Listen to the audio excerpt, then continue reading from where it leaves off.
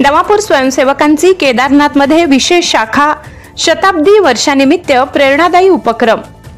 राष्ट्रीय स्वयंसेवक संघाच्या शताब्दी वर्षानिमित्त नवापूर येथील स्वयंसेवकांनी एक आगळावेगळा आणि प्रेरणादायी उपक्रम राबवला।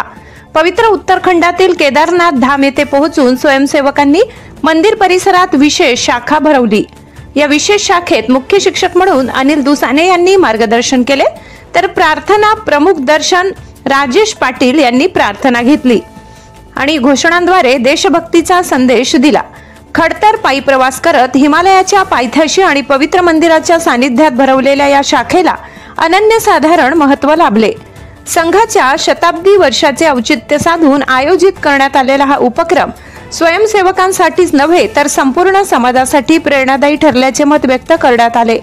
यावेळी नवापूर येथील मनोज बोरसे, विशाल पाटील, जिग्नेश काठेवाडी, भूषण पाटील, अमित सोनार, रवी पाटील, प्रवीण चौधरी, कुणाल भामरे, रणजित जाधव, श्रीकांत मोरे, रोशन पाटील, हेमंत हिरे, कार्तिक घरटे यांच्यासह इतर स्वयंसेवक उपस्थित होते।